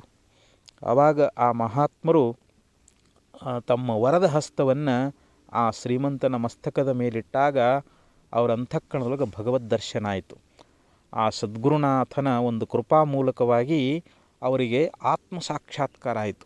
ಬ್ರಹ್ಮ ದರ್ಶನವನ್ನು ಮಾಡಿಕೊಂಡು ಅವರು ಧನ್ಯರಾದರು, ಕೃತಾರ್ಥರಾದರು, ಮುಕ್ತರಾದರು. ಹಿಂಗೆ ಆ ಸದ್ಗುರುನಾಥನ ಒಂದು ಕರುಣಾ, ಅವನ ಕೃಪಾ ಮೂಲಕವಾಗಿ ಯಾವ ಬ್ರಾಹ್ಮಣನ ಬಡತನ ಹೋಯಿತು, ದೊಡ್ಡ ಶ್ರೀಮಂತ ಆದ, ಅವನಿಗೆ ಬೇಕಾದ್ದು ಅವನಿಗೆ ಸಿಕ್ತು. ಆದರೆ ಇಲ್ಲಿ ಶ್ರೀಮಂತನಿಗೆ ಏನು ಬೇಕಾಗಿತ್ತು? ಒಂದು ಶಾಂತಿ ಬೇಕಾಗಿತ್ತು, ನಿತ್ಯ ಸುಖ ಬೇಕಾಗಿತ್ತು. ಅದನ್ನು ಹಂಬಲಿಸಿ ಬಂದಿದ್ದ. ತನ್ನ ಎಲ್ಲ ಸಂಪತ್ತನ್ನು ಬ್ರಾಹ್ಮಣಿಗೆ ಕೊಟ್ಟು ಈ ಗುರುವಿನ ಕೃಪೆಗೆ ಪಾತ್ರನಾಗಿ ಅಂಥ ಶ್ರೇಷ್ಠವಾಗಿರ್ತಕ್ಕಂಥ ಆತ್ಮದರ್ಶನವನ್ನು ಮಾಡಿಕೊಂಡು ಕೃತಾರ್ಥನಾದ ಅಂಥೇಳಿ ಸಂತ ನಿಜಾಮುದ್ದೀನರ ಒಂದು ಚರಿತ್ರೆಯೊಳಗೆ ಬರ್ತದೆ. ಅದಕ್ಕೆ ನಾವು ಸದ್ಗುರುನಾಥನ ಸೇವಾದಿಗಳನ್ನು ಮಾಡಿ ಅವರ ಕೃಪೆಗೆ ನಾವು ಪಾತ್ರರಾದೀವಿ ಅಂತಂದ್ರೆ ಆ ಸದ್ಗುರುನಾಥ ನಮಗೆ ಅಕ್ಷಯವಾಗಿರ್ತಕ್ಕಂಥ ಸುಖ ಅನ್ನುವಂಥದ್ದನ್ನು ನಮ್ಮ ಮೇಲೆ ಕೃಪಾ ಮಾಡ್ತಾ ಇದ್ದಾನ. ಅದಕ್ಕೆ ಅಂಥ ಸದ್ಗುರುನಾಥನ ಒಂದು ಕರುಣೆಯನ್ನು, ನಾವು ಒಂದು ಕೃಪೆಯನ್ನು ಪಡ್ಕೊಂಡು ನಾವು ಮುಕ್ತರಾಗಬೇಕಾಗ್ಯದ. ಅದಕ್ಕೆ ಇಲ್ಲಿ ಶಿಷ್ಯ ಉದ್ಗಾರ ತೆಗಿತಾ ಇದ್ದಾನೆ, ಹೇ ಸದ್ಗುರುನಾಥ, ನಿನ್ನ ಒಂದು ಒಲುಮೆ, ನಿನ್ನ ಕೃಪೆ ಎನ್ನುವಂಥದ್ದು ನನಗೆ ಆದ ಬಳಿಕ ಇನ್ನೊಂದು ಪದವಿಯನ್ನು ಪಡ್ಕೊಳ್ಬೇಕನ್ನುವಂಥ ಒಂದು ಅತಿಯಾಗಿರ್ತಕ್ಕಂಥ ಆಸೆ ಎನ್ನುವಂಥದ್ದು ಅದು ನನ್ನೊಳಗೆ ತೋರ್ತದೇನು ಅಂತಂದರೆ ತೋರುವುದಿಲ್ಲ ಅನ್ನುವಂಥ ಮಾತನ್ನು ಇಲ್ಲಿ ನಿಜಗುಣಶೀಲವರು ಸೂತ್ರದಲ್ಲಿ ಹೇಳಿ 1ನೇ ನುಡಿಯೊಳಗೆ ಹೇಳ್ತಾರೆ. ಶ್ರೀ ಗುರು ಪದಾಬ್ಜರೇಣು ಬಶಿತದೋಳ್ ಎನ್ನ ನಾವಾಗಲೆಡವಿಡದ ಮಾಯಾಗ್ರಹಂ ತೊಲಗೆ ನೀಗಿ ಜನನಾದಿ ವಿಕೃತಿಯನು ನಿಜಬೋಧ ರೂಪಾಗಿ ಸಂತೋಷದೊಳ ನಿಹುದ ನತಿಗಳೆದು. ಶ್ರೀ ಗುರು ಪದಾಬ್ಜ ರೇಣು ಬಸಿತದೋಳ್ ಅಂತ ಹೇಳ್ತಾರೆ. ಶ್ರೀ ಗುರು ಅಂತಂದ್ರೆ ಯಾರು? ಶ್ರೋತ್ರಿಯನೂ ಆಗಿರಬೇಕು, ಬ್ರಹ್ಮನಿಷ್ಠನೂ ಆಗಿರಬೇಕು. ನಮಗೆ ಬೋಧ ಮಾಡ್ತಕ್ಕಂಥ ಸದ್ಗುರು ಶ್ರೋತ್ರಿಯನೂ ಬ್ರಹ್ಮನಿಷ್ಠನೂ ಆಗಿರತಕ್ಕಂಥ ಯಾವ ಸದ್ಗುರುವಿನ ಪದಾಬ್ಜ ರೇಣ ಬಸಿತದೋಳ್ ಅಂತ ಹೇಳ್ತಾರೆ. ಅವನ ಪಾದ ಕಮಲಗಳು ಅವು ಭಾಳ ದಿವ್ಯವಾಗಿರ್ತಕ್ಕಂಥವುಗಳು, ಪವಿತ್ರವಾಗಿರ್ತಕ್ಕಂಥವುಗಳು, ಮಂಗಳ ಸ್ವರೂಪವಾಗಿರ್ತಕ್ಕಂಥವುಗಳು. ಅಂಥ ಪದಾಬ್ಜ ಅಂತಂದ್ರೇನು? ಪಾದ ಕಮಲಗಳ ಒಂದು ರೇಣು ಬಸಿತದೋಳ್, ಆ ಪಾದ ಧೂಳಿ ಎನ್ನುವಂಥ ಒಂದು ಭಸ್ಮದಲ್ಲಿ ಅಂತ. ಅವನ ಪಾದ ಧೂಳಿ ಎನ್ನುವಂಥದ್ದೇನದಲ್ಲ, ಆ ಒಂದು ಭಸ್ಮದಲ್ಲಿ ಎನ್ನನು ಆವಾಗಲೂ ಎಡೆಬಿಡದ, ಅಂದರೆ ನನ್ನನ್ನು ಯಾವಾಗಲೂ ಬಿಡದೇ ಇರತಕ್ಕಂಥ ಮಾಯಾಗ್ರಹಂ ತೊಲಗೆ ಅಂತ ಹೇಳಿದರು. ಇಲ್ಲಿ ಮಾಯಾ ಅಂತಂದ್ರೆ ಅಜ್ಞಾನ. ಈ ಅಜ್ಞಾನ ಅನ್ನುವಂಥ ಪಿಶಾಚಿ ಏನು ಮಾಡ್ಯದ ಅಂತಂದರೆ ನಮ್ಮನ್ನು ಬಡ್ಕೊಂಡು ಬಿಟ್ಟದ. ಅಜ್ಞಾನ ಅನ್ನುವಂಥ ಪಿಶಾಚಿ ನಮ್ಮನ್ನು ಆವರಣ ಗ್ರಹಣ ಮಾಡ್ಕೊಂಡ್ಬಿಟ್ಟದ. ಈಗ ಅದು ತೊಲಗೆ ಅಂತಂದರೆ ಅದು ಬಿಟ್ಟು ಹೋಗ್ತದಂತ. ಎದರಿಂದ? ಆ ಸದ್ಗುರುನಾಥನ ಪಾದ ಕಮಲಗಳ ಒಂದು ಧೂಳಿ ಅನ್ನುವಂಥ ಭಸ್ಮದೊಳಗೆ ಯಾವಾಗಲೂ ಬಿಡದೇ ಇರತಕ್ಕಂಥ ಈ ಅಜ್ಞಾನ ಅನ್ನುವಂಥ ಈ ಪಿಶಾಚಿ ಏನು ಮಾಡ್ತದೆ ಅಂತಂದರೆ ಇದು ಬಿಟ್ಟು ಹೋಗುತ್ತಿರಲಿಕ್ಕಾಗಿ ಜನನಾದಿ ವಿಕೃತಿಯನು, ಇಲ್ಲಿ ಜನನ ಮರಣ ರೂಪವಾಗಿರ್ತಕ್ಕಂಥ ವಿಕಾರಗಳು. ಈಗ ನಾವು ಕರ್ಮಾನುಸಾರವಾಗಿ ಜನ್ಮವನ್ನು ತಾಳ್ತೀವಿ, ಮತ್ತು ಆ ಕರ್ಮ ಮಾಡ್ತೀವಿ, ಅದರ ಫಲ ಅನುಭವಿಸಲಿಕ್ಕೆ ಮತ್ತೊಂದು ಜನ್ಮವನ್ನು ಧಾರಣ ಮಾಡ್ತಾ ಇದ್ದೀವಿ. ಹಿಂಗೆ ಜನ್ಮ ಮರಣ ರೂಪವಾಗಿರ್ತಕ್ಕಂಥ ಈ ಭವಚಕ್ರದೊಳಗೆ ನಾವು ಪುನಃ ಪುನಃ ಹುಟ್ಟಿ ಬರ್ತಾ ಇದ್ದೀವಿ. 84 ಲಕ್ಷ ಜೀವರಾಶಿಗಳಲ್ಲಿ ನಾವು ಜನ್ಮವನ್ನು ತಾಳ್ತಾ ಇದ್ದೀವಿ. ಅದಕ್ಕೆ ಇದು ಭವಚಕ್ರ ಅಂತ ಹೇಳ್ತಾ ಇದ್ದಾರೆ. ಈ ಜನನ ಮರಣ ಮೊದಲಾಗಿರ್ತಕ್ಕಂಥ ಏನು ವಿಕಾರಗಳದಾವಲ್ಲ, ಇವೆಲ್ಲವನ್ನು ಕಳ್ಕೊಂಡು ನಿಜಬೋಧ ರೂಪಾಗಿ ನಮ್ಮ ಯಥಾರ್ಥವಾಗಿರ್ತಕ್ಕಂಥ ಸ್ವರೂಪ, ಅದು ಸದ್ರೂಪ, ಚಿದ್ರೂಪ, ಆನಂದರೂಪ, ನಿತ್ಯ ಪರಿಪೂರ್ಣವಾಗಿರತಕ್ಕಂಥ ಯಾವ ನಮ್ಮ ಸತ್ಯ ಸ್ವರೂಪ ಅನ್ನುವಂಥದ್ದೇನದ ಅಂತಹ ಬ್ರಹ್ಮವೇ ನಾವು ಆಗ್ತಾ ಇದ್ದೀವಿ ಅಂತ. ಸಂತಸದೊಳು ಆನಿಹುದೂ ಅತಿಗಳೆದು ಅಂತ ಹೇಳಿದ್ರಿಲ್ಲಿ. ಅಂದರೆ ನಾನು ಅಂಥ ಒಂದು ಪರಬ್ರಹ್ಮ ಸ್ವರೂಪನೇ ನಾನಾಗಿ ಆನಂದದೊಳಗೆ ನಾನು ಯಾವಾಗಲೂ ಉಳ್ಕೊಂಡೀನಿ ಅಂತ. ಅಂಥ ಆನಂದವೇ ನನಗೆ ಪ್ರಾಪ್ತವಾಗೈತಿ. ಇಂಥದ್ದನ್ನು ತಿರಸ್ಕಾರ ಮಾಡಿ ಬೇರೊಂದು ಪದವಿಯನ್ನು ಪಡಿಬೇಕನ್ನುವಂಥ ಆಸೆ ನನ್ನೊಳಗೆ ತೋರ್ತದೇನು ಅಂತಂದರೆ ತೋರಲಾರದು ಅಂತ ಹೇಳ್ತಾರೆ. ಆ ಸದ್ಗುರುನಾಥನ ಕೃಪಾ ಮೂಲಕವಾಗಿ ನಮ್ಮಲ್ಲಿರ್ತಕ್ಕಂಥ ಈ ಅಜ್ಞಾನ ಅನ್ನುವಂಥ ಈ ಪಿಶಾಚಿ ಅನ್ನುವಂಥದ್ದು ಇದು ಏನು ನಮಗೆ ಆವರಣ ಮಾಡ್ಯದಲ್ಲ, ಹಿಡ್ಕೊಂಡದಲ್ಲ, ಇದು ಬಿಟ್ಟು ಹೋಗಬೇಕು ಅಂತ ಹೇಳ್ತಾ ಇದ್ದಾರೆ. ಬಿಟ್ಟು ಹೋಗ್ತದೆ. ಆ ಗುರುವಿನ ಕರುಣಾ ಮೂಲಕವಾಗಿ ಈ ಅಜ್ಞಾನ ಅನ್ನುವಂಥ ಪಿಶಾಚಿದು ನಮ್ಮನ್ನು ಬಡ್ಕೊಂಡು ಬಿಟ್ಟಿತ್ತು. ಹೀಗಾಗಿ ನಾನು ಹುಟ್ಟುತ್ತೀನಿ ಸಾಯ್ತೀನಿ ಅನ್ನುವಂಥ ಭ್ರಾಂತಿ ನಮಗಾಗಿತ್ತು. ಈಗ ಅಕಸ್ಮಾತ್ ಯಾರಾದ್ರಿಗೂ ಪಿಶಾಚಿ ಬಡ್ಕೊಂಡಿತ್ತು ಅಂತಂದ್ರೆ ಅವ ಯಾವುದೇ ಉತ್ತಮ ಕುಲದವನೇ ಆಗಿರಲಿ, ಚಾಂಡಾಲನೇ ಆಗಿರಲಿ, ಅವನು ತನ್ನ ಎಲ್ಲ ಇದನ್ನು ಹೇಳ್ತಾ ಇದ್ದಾನೆ. ಹಂಗೆ ಇಲ್ಲಿ ಅಜ್ಞಾನ ಅನ್ನುವಂಥ ಪಿಶಾಚಿ ಬಡ್ಕೊಂಡಾಗ ನಾವು ಏನು ಹೇಳ್ತೀವಿ? ನಾ ಸಾಯವ, ನಾ ಹುಟ್ಟಾವ, ನನಗೆ ಹಸಿವು ತೃಷ್ಯಗಳದಾವು, ಅಥವಾ ನಾನು ಈ ಕರ್ಮ ಮಾಡೀನಿ, ಫಲ ಅನುಭವಿಸ್ತೀನಿ ಅಂತ ಅನಂತ ರೀತಿಯಿಂದ ನಾವು ಸಂಸಾರದೊಳಗೆ ಅನೇಕ ಕಷ್ಟಗಳನ್ನು ಪಡ್ತಾ ಇದ್ದೀವಿ. ಯಾವಾಗ ಆ ಗುರುವಿನ ಒಂದು ಪಾದ ಕಮಲಗಳಲ್ಲಿರ್ತಕ್ಕಂಥ ಭಸ್ಮ, ಆ ಧೂಳಿ ಅನ್ನುವಂಥ ಭಸ್ಮ ಯಾವಾಗ ನನ್ನ ಹಣೆಗೆ ಅದು ಅಂಟುವಂಥದ್ದಾಯಿತೋ ಅವಾಗೇನಾಯಿತು, ಈ ಅಜ್ಞಾನ ಅನ್ನುವಂಥ ಪಿಶಾಚಿ ಅನ್ನುವಂಥದ್ದು ಬಿಟ್ಟು ಓಡಿ ಹೋಗಿಬಿಡ್ತು ಅಂತ. ಆವಾಗ ಈ ಜನನ ಮರಣ ರೂಪವಾಗಿರ್ತಕ್ಕಂಥ ವಿಕಾರಗಳೇನಿದಾವಲ್ಲ ಇವೆಲ್ಲ ಹೊರಟು ಹೋಗಿ ಕೇವಲ ಆ ಜ್ಞಾನರೂಪನಾಗಿರ್ತಕ್ಕಂಥ ಪರಮಾತ್ಮನೇ ತಾನಾಗಿ ಉಳಿಯುವಂಥವನಾಗ್ತಾ ಇದ್ದಾನೆ. ಇಂಥ ಒಂದು ಬ್ರಹ್ಮಾನಂದೊಳಗಿರ್ತಕ್ಕಂಥ ವ್ಯಕ್ತಿ ಇದನ್ನು ಬಿಟ್ಟು ಮತ್ತೊಂದು ಪದವಿಯನ್ನು ಪಡಿಬೇಕನ್ನುವಂಥ ಇಚ್ಛಾ ಅವನಲ್ಲಿ ಉಂಟಾಗ್ತದೇನು ಅಂತಂದರೆ ಉಂಟಾಗಲಾರದು ಅಂಥೇಳಿ ಇಲ್ಲಿ ಶಿಷ್ಯನಾಗಿರ್ತಕ್ಕಂಥವನು ಆ ಗುರುವಿನ ಕರುಣೆಯ ಬಗ್ಗೆ ಉದ್ಗಾರವನ್ನು ಎತ್ತಿದ್ದಾನೆ. ಇಲ್ಲಿ ಗುರುವಿನ ಕೃಪಾ ಅತ್ಯಂತ ಶ್ರೇಷ್ಠವಾಗಿರತಕ್ಕಂಥದ್ದು. ಕೃಪಾ ಅಂತಂದ್ರೇನು? ಸ್ವಾರ್ಥ ಮನಪೇಕ್ಷಾ ಪರದುಃಖ ಪ್ರಹರಣೇಚ್ಛಾ ಕೃಪಾ ಅಂತ ಕರೀತಾರೆ. ಅಂದರೆ ಸ್ವಾರ್ಥವನ್ನು ಅಪೇಕ್ಷೆ ಮಾಡದೆ, ಅಂದರೆ ನನಗಿಂಥದ್ದು ಬೇಕು ಅನ್ನುವಂಥ ಸ್ವಾರ್ಥವನ್ನು ಇಟ್ಟುಕೊಳ್ಳದೆ, ಪರದುಃಖ ಪ್ರಹರಣೇಚ್ಛಾ ಇನ್ನೊಬ್ಬರ ದುಃಖವನ್ನು ಕಳಿತಕ್ಕಂಥದ್ದು. ಯಾರಿಗಾದರೂ ದುಃಖ ಅನ್ನುವಂಥದ್ದು ಬಂದಿತ್ತು ಅಂತಂದರೆ, ಕಷ್ಟ ಬಂದಿತ್ತು ಅಂತಂದರೆ ಅವರಿಗೆ ಬಂದಿರತಕ್ಕಂಥ ಕಷ್ಟಗಳನ್ನು, ದುಃಖವನ್ನು ಪರಿಹಾರ ಮಾಡುವಂಥ ಭಾವನಾ, ಅವರ ದುಃಖವನ್ನು ಹೋಗಲಾಡಿಸ್ತಾ ಇದ್ದಾನೆ. ಆದರೆ ಅದರಿಂದ ಏನೂ ಅಪೇಕ್ಷೆ ಮಾಡೋದಿಲ್ಲ. ಅವರಿಂದ ಏನಾದರೂ ತನ್ನ ಸ್ವಾರ್ಥಕ್ಕೆ ಬಯಸ್ತಾನೇನು ಅಂತಂದರೆ ಬಯಸೋದಿಲ್ಲ. ಸ್ವಾರ್ಥವನ್ನು ಬಯಸದೆ ಇನ್ನೊಬ್ಬರ ದುಃಖವನ್ನು ಅದನ್ನು ಕಳಿಬೇಕನ್ನುವಂಥ ಇಚ್ಛಾ ಅನ್ನುವಂಥದ್ದು, ಈ ಭಾವನೆ ಅನ್ನುವಂಥದ್ದು ಇದು ಕೃಪಾ ಅಂತ ಹೇಳಿಸ್ಕೊಳ್ತದೆ. ಹಂಗೆ ಸದ್ಗುರುನಾಥ ನಮಗೆ ಅನಿಮಿತ್ಯ ಬಂಧು ಅದಾನ. ಅವ ಅನಿಮಿತ್ಯ ಬಂಧು ಅದಾನ, ಅವನು ಭಾಳ ಕೃಪಾಳು ಅದಾನ, ಕರುಣಾಳು ಅದಾನ. ಅದಕ್ಕೆ ಶ್ರೀಮನ್ ನಿಜಗುಣ ಶಿವಳವರು ಪೂರ್ವದಲ್ಲಿ ಕೇಳ್ಕೊಂಡು ಬಂದರು, ಕರುಣ ವಿದ್ಯೆಗಳುಳ್ಳ ಗುರು ಭಜನೆ ಏನು ಅಂತ ಕೇಳಿದಾರೆ ನೋಡ್ರಿ.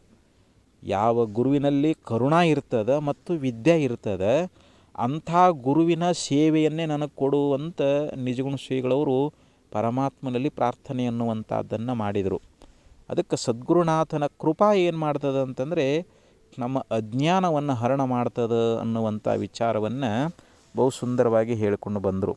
ಪರುಷ ಕಬ್ಬಿಣ ಸೋಂಕಿದಾಗಲೇ ತ್ವರಿತದಲ್ಲಿ ಹೇಮಾಗಿ ನಿಲ್ಲುವುದು, ಗುರುಕೃಪಾಕರ ಸ್ಪರ್ಶವಾಗಲು ಜೀವ ಬ್ರಹ್ಮಾದ ಅಂತ ಒಂದು ನುಡಿಯೊಳಗೆ ಮಹಾತ್ಮರು ಭಾಳ ಸುಂದರವಾಗಿ ಹೇಳ್ತಾರೆ. ಪರುಷ ಕಬ್ಬಿಣ ಸೋಂಕಿದಾಗಲೇ, ಈ ಒಂದು ಪರುಷಮಣಿ ಅಂತದು, ಅದನ್ನು ನಾವು ತಗೊಂಡು ಬಂದು ಕಬ್ಬಿಣಕ್ಕೆ ಅದನ್ನು ಸ್ಪರ್ಶ ಮಾಡಿದ್ದೀವಿ ಅಂತಂದರೆ, ಅದನ್ನು ನಾವು ಮುಟ್ಸಿದ್ದೀವಿ ಅಂತಂದರೆ ಆ ಕ್ಷಣದಲ್ಲಿಯೇ ಆ ಕಬ್ಬಿಣ ಏನಾಗ್ತದಂದ್ರೆ ಬಂಗಾರ ಆಗಿ ಹೋಗಿಬಿಡ್ತದಂತೆ. ಆ ಪರುಷ ಮಣಿಗೆ ಕಬ್ಬಿಣವನ್ನು ಬಂಗಾರವನ್ನಾಗಿ ಮಾಡುವಂಥ ಸಾಮರ್ಥ್ಯವನ್ನು ಪಡ್ಕೊಂಡದು. ಹಾಗೆ ಇಲ್ಲಿ ಗುರುಕೃಪಾಕರ ಸ್ಪರ್ಶವಾಗಲು ಜೀವ ಬ್ರಹ್ಮಾದ. ಇಲ್ಲಿ ಜೀವನೂ ಕೂಡ ಗುರುವಿನ ಕೃಪೆಯನ್ನು ಪಡ್ಕೊಂಡ ಅಂತಂದ್ರೆ, ಆ ಸದ್ಗುರುನಾಥನ ಕರುಣ ಅವನ ಕೃಪಾ ಪ್ರಾಪ್ತ ಆಯಿತು ಅಂತಂದರೆ ಇವನು ಬ್ರಹ್ಮರೂಪನೇ ಆಗಿಬಿಡ್ತಾನಂತ. ಜೀವಭಾವ ಹೋಗಿ ಇವನು ಬ್ರಹ್ಮಸ್ವರೂಪನೇ ಆಗ್ತಾನೆ ಅನ್ನುವಂಥ ಮಾತನ್ನು ಬಹು ಸುಂದರವಾಗಿ ಮಹಾತ್ಮರು ನಮಗೆ ಉಪದೇಶ ಮಾಡ್ಕೊಂಡು ಬರ್ತಾ ಇದ್ದಾರೆ. ಅದಕ್ಕೆ ನಮಗೆ ಜೀವಭಾವ ಹೋಗಿ ನಾವು ಮುಕ್ತರಾಗಬೇಕಾಗಿತ್ತು ಅಂತಂದರೆ ನಾವು ಸದ್ಗುರುನಾಥನ ಕರುಣೆಗೆ ಪಾತ್ರ ಆಗಬೇಕು. ಗುರುವಿನ ಕರುಣ ಆಯಿತು ಅಂತಂದರೆ ಅದಕ್ಕೆ ಹೇಳ್ತಾರೆ, ದೇಶಿಕೋತ್ತಮ ನಿನ್ನ ಕರುಣದೋಳ್ ಎನ್ನ ತತ್ವದಿನ ಇರವನರಿದು ನಿತ್ಯ ಸುಖಿಯಾದೆ ಅಂಥೇಳಿ ನಿಜಗುಣಶೀಲವರು ಇನ್ನೊಂದು ಕಡೆ ಹೇಳ್ಕೊಂಬರ್ತಾರೆ. ದೇಶಿಕೋತ್ತಮ ನಿನ್ನ ಕರುಣದಿಂದ ಅಂತ ಹೇಳಿದರು. ದೇಶಿಕೋತ್ತಮ ಅಂತಂದರೆ ನಮಗೆ ಬ್ರಹ್ಮದರ್ಶನವನ್ನು ಮಾಡಿಸ್ತಾ ಇದ್ದಾನೆ, ಪಾರಮಾರ್ಥ ಮಾರ್ಗವನ್ನು ನಮಗೆ ತೋರಿಸಿಕೊಡ್ತಾ ಇದ್ದಾನೆ. ನಿನ್ನ ಕರುಣದೋಳು, ನಿನ್ನ ಕರುಣಾ ಮೂಲಕವಾಗಿ, ನಿನ್ನ ಕೃಪಾ ಮೂಲಕವಾಗಿ ಎನ್ನ ತತ್ವದಿನ ಇರವನರಿದು, ನನ್ನ ನಿಜವಾದ ಸ್ವರೂಪದ ಜ್ಞಾನವನ್ನು ಮಾಡಿಕೊಂಡು ನೀ ನನಗೆ ಕೃಪಾ ಮಾಡಿ ಏನು ಮಾಡಿದೆ ಅಂತಂದರೆ ತತ್ವಮಸಿ ಮೊದಲಾಗಿರ್ತಕ್ಕಂಥ ಮಹಾವಾಕ್ಯವನ್ನು ಉಪದೇಶ ಮಾಡಿ ನನ್ನ ಯಥಾರ್ಥ ಸ್ವರೂಪದ ಜ್ಞಾನವನ್ನು ಮಾಡಿಕೊಟ್ಟು. ಯಾಕಂದರೆ ನಾನು ಭ್ರಾಂತಿಯಿಂದ ನಾನು ಈ ದೇಹಾದಿಗಳಲ್ಲಿಯೇ ನಾನು ನನ್ನದು ಅನ್ನುವಂಥ ಮೋಹ ಮಮಕಾರಗಳಿಂದ ಕೂಡಿಕೊಂಡು ಜನ್ಮ ಮರಣಕ್ಕೆ ನಾನು ಒಳಗಾಗಿದ್ದೆ. ಯಾವಾಗ ನೀ ಕರುಣಾ ಮಾಡಿ ನನಗೆ ಯಥಾರ್ಥವಾದ ಸ್ವರೂಪ ಜ್ಞಾನವನ್ನು ಮಾಡಿಕೊಟ್ಟು ಅಖಿಳ ಪಾಶವಿಲ್ಲದ ಪರಬ್ರಹ್ಮವಾದೆ, ಅಂದರೆ ಎಲ್ಲ ಪಾಶಗಳನ್ನು ಕಳ್ಕೊಂಡು ಆ ಪರಬ್ರಹ್ಮ ಸ್ವರೂಪನೇ ನಾನಾದೆ ಎನ್ನುವಂಥ ಉದ್ಗಾರವನ್ನು ಇಲ್ಲಿ ಶಿಷ್ಯನಾಗಿರ್ತಕ್ಕಂಥವನು ತೆಗಿತಾ ಇದ್ದಾನೆ. ಅದಕ್ಕೆ ಉದ್ಗಾರ ಹೇಳ್ತಾ ಇದ್ದಾನೆ, ತನಗಾಗಿರ್ತಕ್ಕಂಥ ಆನಂದವನ್ನು ವ್ಯಕ್ತ ಮಾಡ್ತಾ ಇದ್ದಾನೆ. ಅದಕ್ಕೆ ಶ್ರೀಮನ್ ನಿಜಗುಣಶೀಲವರು ಇನ್ನೊಂದು ನುಡಿಯೊಳಗೆ ಆ ಗುರುವಿನ ಮಹಿಮೆ ಎನ್ನುವಂಥದ್ದನ್ನು ಬಹು ಸುಂದರವಾಗಿ ಹೇಳ್ತಾರೆ. ತಿಳಿಯಲೆನ್ನಯ ಸುಕೃತ ದುದಯ ಗಿರಿಯಗ್ರದೊಳು ಬೆಳಗಿ ತೋರಲು ಗುರುದಯಾ ದಿವಾಕರನು ಗಳಿರನಜ್ಞಾನ ತಮವಿರದಡೆಗೆ ಪರಮಾತ್ಮನುಳುಮೆಯ ಪರೋಕ್ಷವಾದ ಅತಿಶಯವನುಳಿದು ಅಂತ ಹೇಳಿದರು. ಅಲ್ಲ, ತಿಳಿಯಲ್ ಎನ್ನಯ ಸುಕೃತದುದಯದೋಳು ಉದಯಗಿರಿಯ ಅಗ್ರದೊಳು ಅಂತ ಹೇಳ್ತಾರೆ. ತಿಳಿಯಲ್ ಅಂದರೆ ನಾವು ವಿಚಾರ ಮಾಡುತ್ತಿರಲಿಕ್ಕಾಗಿ ಎನ್ನಯ ಸುಕೃತದುದಯ ಗಿರಿಯ ಅಗ್ರದೊಳು ಅಂತ ಹೇಳಿದರು. ಇಲ್ಲಿ ಪುಣ್ಯ ಅನ್ನುವಂಥದ್ದು, ಪುಣ್ಯ ರೂಪವಾಗಿರ್ತಕ್ಕಂಥ ಪೂರ್ವ ದಿಕ್ಕಿನ ಪರ್ವತದ ಅಗ್ರಭಾಗದೊಳಗೆ ಇಲ್ಲಿ ಪುಣ್ಯ ಅನ್ನುವಂಥದ್ದು ಏನಾಗೈತಿ, ಇಲ್ಲಿ ಪೂರ್ವ ದಿಕ್ಕಿನ ಯಾವ ಪರ್ವತದ ಅಗ್ರಭಾಗದೊಳಗೆ ಗುರುದಯಾ ದಿವಾಕರನು, ಇಲ್ಲಿ ಗುರುವಿನ ದಯಾ ಅನ್ನುವಂಥ ಸೂರ್ಯ ಬೆಳಗಿದೋರಲು ಅವ ಏನಾಗ್ತಾನಲ್ಲಿ ಪ್ರಕಾಶಮಾನವಾಗಿ ಸೂರ್ಯ ಉದಯ ಆಗ್ತಾನಲ್ಲಿ, ಸೂರ್ಯ ಪ್ರಕಟನಾಗ್ತಾ ಇದ್ದಾನೆ. ಘಳಿಲನೆ, ಯಾವಾಗ ಸೂರ್ಯ ಉದಯ ಆದ ಅಂತಂದರೆ ಆವಾಗ ತೀವ್ರವಾಗಿ ಆ ಕ್ಷಣದಲ್ಲಿಯೇ ಅಜ್ಞಾನ ತಮವಿರದೆ, ಅಜ್ಞಾನ ಅನ್ನುವಂಥ ಕತ್ತಲೆ ಅನ್ನುವಂಥದ್ದಲ್ಲಿ ಉಳಿತದೇನು ಅಂತಂದ್ರೆ ಉಳಿಯುವುದಿಲ್ಲ. ಅಡಗೆ ಅಂದರೆ ಆ ಅಜ್ಞಾನ ಅನ್ನುವಂಥ ಕತ್ತಲೆ ಅನ್ನುವಂಥದ್ದಲ್ಲಿ ಉಳಿಲಾರ್ದಂಗೆ ಹೆಂಗೆ ಸಂಪೂರ್ಣವಾಗಿ ಇಲ್ಲದ್ದಾಗ್ತದೋ, ಹೆಂಗೆ ನಾಶ ಆಗಿ ಹೋಗಿಬಿಡ್ತದೋ ಪರಮಾತ್ಮನುಳುಮೆಯು, ಹಾಗೆ ಇಲ್ಲಿ ಉಳುಮೆಯ ಸ್ವರೂಪವಾಗಿರ್ತಕ್ಕಂಥ ಯಾವ ಚೇತನ ರೂಪ ಪರಮಾತ್ಮನ ಒಂದು ಅಪರೋಕ್ಷವಾದ ಅತಿಶಯವನು, ಅಲ್ಲಿ ಅಪರೋಕ್ಷ ಅಂದ್ರೇನು, ಪ್ರತ್ಯಕ್ಷ ಜ್ಞಾನ ಅಂತ, ಪರಮಾತ್ಮನ ಒಂದು ಪ್ರತ್ಯಕ್ಷವಾಗಿರ್ತಕ್ಕಂಥ ಒಂದು ಜ್ಞಾನ ಅನ್ನುವಂಥದ್ದು ನಮಗುಂಟಾಗಿ ಅತಿಶಯವನು ಉಳಿದು ಬೇರೊಂದು ಪದವಿಯನು, ಇಂಥ ಅತಿಶಯವಾಗಿರ್ತಕ್ಕಂಥ ಅಪರೋಕ್ಷ ಜ್ಞಾನವನ್ನು ಹೊಂದಿರತಕ್ಕಂಥ ಯಾವ ಶಿಷ್ಯ ಮತ್ತೊಂದು ಪದವಿಯನ್ನು ಪಡೀಲಿಕ್ಕೆ ಅವನು ಅತಿಯಾಸೆ ಮಾಡ್ತಾನೇನು ಅಂತಂದ್ರೆ ಮಾಡಲಾರ ಅಂತ ಹೇಳ್ತಾ ಇದ್ದಾನೆ. ಅಂದರೆ ಹೆಂಗೆ ಇಲ್ಲಿ ಸೂರ್ಯ ಉದಯಗಿರಿ ಪೂರ್ವ ದಿಕ್ಕಿನಲ್ಲಿರ್ತಕ್ಕಂಥ ಆ ಉದಯಗಿರಿ ಮೇಲೆ ಯಾವಾಗ ಉದಯ ಆದ ಅಂತಂದ್ರೆ ಈ ಜಗತ್ತಿನಲ್ಲಿರುವಂಥ ಯಾವ ಕತ್ತಲೆ ಅನ್ನುವಂಥದ್ದು ಹೆಂಗೆ ಸಂಪೂರ್ಣ ನಷ್ಟವಾಗಿ ಹೋಗ್ತದಿಲ್ರಿ. ಕತ್ತಲೆ ಅನ್ನುವಂಥದ್ದು ಸಂಪೂರ್ಣ ನಷ್ಟ ಆಗಬೇಕು ಅಂತಂದರೆ ಆ ಉದಯಗಿರಿಯ ಅಗ್ರಭಾಗದೊಳಗೆ ಆ ಉದಯಗಿರಿಯ ತುದಿಯೊಳಗೆ ಇಲ್ಲಿ ಯಾವ ಸೂರ್ಯ ಉದಯ ಆಗಬೇಕು. ಹಾಗೆ ಇಲ್ಲಿ ಗುರುವಿನ ದಯಾ ಅನ್ನುವಂಥ ಸೂರ್ಯ ಅಂತ. ಇಲ್ಲಿ ಸದ್ಗುರುನಾಥ ದಯಾಳು ಅದಾನ, ಕರುಣಾಳು ಅದಾನ. ಅವನ ದಯಾ ಅನ್ನುವಂಥದ್ದು ಯಾವ ಕ್ಷಣದಲ್ಲಿ ಉದಯ ಆಗ್ತದೆ ಆವಾಗ ನಮ್ಮಲ್ಲಿರ್ತಕ್ಕಂಥ ಅಜ್ಞಾನ ಅನ್ನುವಂಥ ಕತ್ತಲೆ ಅನ್ನುವಂಥದ್ದು ಇದು ನಾಶ ಆಗಿ ಅಲ್ಲಿ ಉಳುಮೆಯಾಗಿರ್ತಕ್ಕಂಥ ಪರಮಾತ್ಮನೇ ನಮಗೆ ಪ್ರಕಟನಾಗ್ತಾ ಇದ್ದಾನೆ. ಅವನ ಅಪರೋಕ್ಷವಾಗಿರ್ತಕ್ಕಂಥ ಜ್ಞಾನ ನಮಗೆ ಆಗ್ತದೆ ಅನ್ನುವಂಥ ಮಾತನ್ನು ಬಹು ಸುಂದರವಾಗಿ ಇಲ್ಲಿ ನಿಜಗುಣ ಶ್ರೀಗಳವರು ನಮಗೆ ಉಪದೇಶ ಮಾಡ್ಕೊಂಡು ಬರ್ತಾ ಇದ್ದಾರೆ. ತರಣಿ ಶಶಿರೋಚಿಗಳ ಕಿರಣಗಳೈದಿ ಸಂಹರಿಸದ ಅಜ್ಞಾನ ತಿಮಿರಮಂ ಕೆಡಿಸುವುದು ಗುರುವರ್ಯ ನಿನ್ನ ನಸು ನೋಟ ಅಂತ ಇನ್ನೊಂದು ಕಡೆಯಲ್ಲಿ ನಿಜಗುಣ ಶ್ರೀಗಳವರು ಹೇಳ್ಕೊಂಬರ್ತಾ ಇದ್ದಾರೆ. ಈಗ ನಿತ್ಯದಲ್ಲಿ ಸೂರ್ಯ ಉದಯ ಆಗ್ತಾನೆ. ಸೂರ್ಯ ಉದಯ ಆದ ಅಂದರೆ ಈ ಜಗತ್ತಿನ ಕತ್ತಲೆ ಅನ್ನುವಂಥದ್ದು ದೂರ ಆಗ್ತದೆ. ಹಾಗೆ ಚಂದ್ರ ಉದಯ ಆದ ಅಂತಂದರೆ ಚಂದ್ರನೂ ಕೂಡ ಕತ್ತಲೆಯನ್ನು ಕಳೀತಾ ಇದ್ದಾನೆ. ಆದರೆ ಸಕಲ ಜೀವರಾಶಿಗಳ ಹೃದಯದೊಳಗೆ ಅಜ್ಞಾನ ಅನ್ನುವಂಥ ಒಂದು ಕತ್ತಲೆ ಅನ್ನುವಂಥದ್ದು ಆವರಣ ಮಾಡ್ಯದ. ಆ ಅಜ್ಞಾನ ಅನ್ನುವಂಥ ಕತ್ತಲೆಯನ್ನು ಸೂರ್ಯನಿಗೂ ಕಳೀಲಿಕ್ಕಾಗೋದಿಲ್ಲ, ಚಂದ್ರನಿಗೂ ಕಳೀಲಿಕ್ಕಾಗೋದಿಲ್ಲ. ಅದು ನಮ್ಮ ಹೃದಯದೊಳಗದು. ನಮ್ಮ ಹೃದಯದಲ್ಲಿರ್ತಕ್ಕಂಥ ಭಗವಂತನನ್ನು ತಿಳಿಗೊಡಲಾರ್ದಂಗೆ ಮಾಡ್ಯದ. ನಮ್ಮ ಪ್ರತ್ಯೇಕಾತ್ಮ ಸ್ವರೂಪದ ಯಥಾರ್ಥ ಜ್ಞಾನ ಮಾಡಿ ಕೊಡಲಾರ್ದಂಗೆ ಅದು ಆವರಿಸಿಬಿಟ್ಟದ. ಆ ಅಜ್ಞಾನ ಅನ್ನುವಂಥ ಕತ್ತಲೆ ಅಳಿಬೇಕು ಅಂತಂದರೆ ಗುರುವರ್ಯ ನಿನ್ನ ನಸು ನೋಟ ಅಂತ ಹೇಳ್ತಾ ಇದ್ದಾರೆ. ತರಣಿ ಶಶಿರೋಚಿಗಳ ಕಿರಣಗಳೈದಿ ಸಂಹರಿಸದ ಅಜ್ಞಾನ ತಿಮಿರಮಂ ಕೆಡಿಸುವುದು ಗುರುವರ್ಯ ನಿನ್ನ ನಸು ನೋಟ. ಆ ಗುರುವಿನ ದಯಾದೃಷ್ಟಿ, ಆ ಗುರುನಾಥನ ಕರುಣಾದೃಷ್ಟಿ ಅನ್ನುವಂಥದ್ದು ಏನು ಮಾಡ್ತದೋ ನಮ್ಮ ಅಜ್ಞಾನ ಅನ್ನುವಂಥ ಕತ್ತಲೆ ಅನ್ನುವಂಥದ್ದನ್ನು ದೂರು ಮಾಡುವಂಥದ್ದಾಯಿತು ಅಂಥೇಳಿ ಈ ಪ್ರಕಾರವಾಗಿ ಹೇಳ್ತಾ ಇದ್ದಾರೆ. ಅಂದರೆ ಸದ್ಗುರುನಾಥ ಎಲ್ಲರನ್ನೂ ಉದ್ಧಾರ ಮಾಡಬೇಕಾಗಿತ್ತು, ಮತ್ತು ಎಲ್ಲರೂ ಎಲ್ಲಿ ಉದ್ಧಾರ ಆಗ್ತಾರ ಅಂತ ನಮಗೇನಾದರೂ ಹಿಂಗೆ ಅನ್ನಿಸ್ಬೋದು. ಯಾವನೋ ಒಬ್ಬ ಉದ್ಧಾರ ಆಗ್ತಾ ಇದ್ದಾನ, ಎಲ್ಲರೂ ಉದ್ಧಾರ ಆಗೋದಿಲ್ವಲ್ಲ, ಗುರುವಿನಲ್ಲಿ ಏನಾದರೂ ಪಕ್ಷಪಾತ ಐತೇನು ಅಂತಂದ್ರೆ ಹಾಗೇನೂ ಇಲ್ಲ. ಹೆಂಗಂದ್ರೆ ಸೂರ್ಯ ಉದಯ ಆಗಬೇಕಾಗಿತ್ತು ಅಂತಂದ್ರೆ ಹೆಂಗೆ ಉದಯಗಿರಿ ಪರ್ವತದ ಮೇಲೇ ಉದಯ ಆಗ್ತಾನೋ ಹಂಗೆ ಗುರುವಿನ ದಯಾರೂಪವಾಗಿರ್ತಕ್ಕಂಥ ಸೂರ್ಯ ಉದಯ ಆಗಬೇಕಾದ್ರೆ ನಾವು ಅನಂತ ಜನ್ಮಗಳಲ್ಲಿ ಮಾಡಿಕೊಂಡು ಬಂದಿರತಕ್ಕಂಥ ಒಂದು ನಿಷ್ಕಾಮ ಕರ್ಮ ಅನ್ನುವಂಥದ್ದು, ನಿಷ್ಕಾಮ ಉಪಾಸನ ಅನ್ನುವಂಥದ್ದು, ಇಂಥ ಒಂದು ಪುಣ್ಯದ ರಾಶಿ ಅನ್ನುವಂಥದ್ದು ಇದು ಎಲ್ಲಿ ಉದಯ ಆಗ್ತದೆ. ಇಲ್ಲಿ ಪುಣ್ಯ ರಾಶಿ ಅನ್ನುವಂಥದ್ದೇ ಇಲ್ಲಿ ಉದಯ ಗುರಿ ಅಂತ ತಿಳ್ಕೊಂಬಿಡ್ರಿ. ಅಲ್ಲಿ ಸದ್ಗುರುವಿನ ಒಂದು ದಯಾರೂಪವಾಗಿರ್ತಕ್ಕಂಥ ಆ ಸೂರ್ಯ ಉದಯ ಆಗ್ತಾ ಇದ್ದಾನೆ. ಅಂದರೆ ಯಾವನು ನಿಷ್ಕಾಮ ಕರ್ಮ ಉಪಾಸನೆಗಳನ್ನು ಮಾಡಿ ಅಂತಃಕರಣ ಶುದ್ಧಿ ಮಾಡಿಕೊಂಡಾನೋ ಅಂಥವನಿಗೇ ಗುರುವಿನ ದಯಾ ಅನ್ನುವಂಥದ್ದು ಆಗ್ತದೆ ಅನ್ನುವಂಥ ಮಾತನ್ನು ಬಹು ಸುಂದರವಾಗಿ ನಮಗೆ ಉಪದೇಶ ಮಾಡಿಕೊಂಡು ಬರ್ತಾ ಇದ್ದಾರೆ. ಅದಕ್ಕೆ ನಾವು ಜ್ಞಾನವನ್ನು ಮಾಡಿಕೊಳ್ಬೇಕಾದ್ರೆ ನಮ್ಮ ಅಂತಃಕರಣ ಪರಿಶುದ್ಧವಾಗಿರಬೇಕು. ಅಂತಃಕರಣ ಶುದ್ಧಿ ಇಲ್ಲದೆ ನಾವು ಎಷ್ಟು ವರ್ಷ ಗುರುಸ್ಥಾನದಲ್ಲಿದ್ದರೂ ಕೂಡ ನಾವು ಶ್ರವಣ ಮಾಡಿದ್ರೂ ಕೂಡ ನಮಗೆ ಯಥಾರ್ಥ ಜ್ಞಾನ ಆಗೋದಿಲ್ಲ. ಈಗ ಅದು ಸರೋವರದೊಳಗೆ ಅಲ್ಲಿ ಕಮಲ ಅನ್ನುವಂಥದ್ದು ಅರಳಿರ್ತದೆ. ಆ ನೀರಿನೊಳಗೆ ಅಲ್ಲಿ ಎಷ್ಟೇ ಕಪ್ಪೆ ಅನ್ನುವಂಥದ್ದು ಇರ್ತದೆ. ಆ ಕಪ್ಪೆ ಏನು ಮಾಡ್ತದೆ ಅಂತಂದರೆ ಆ ಹೂವಿನ ಸುವಾಸನೆಯನ್ನು ಅದು ತಿಳ್ಕೊಳ್ತದೇನು ಅಂತಂದರೆ ತಿಳ್ಕೊಳ್ಳೋದಿಲ್ಲ.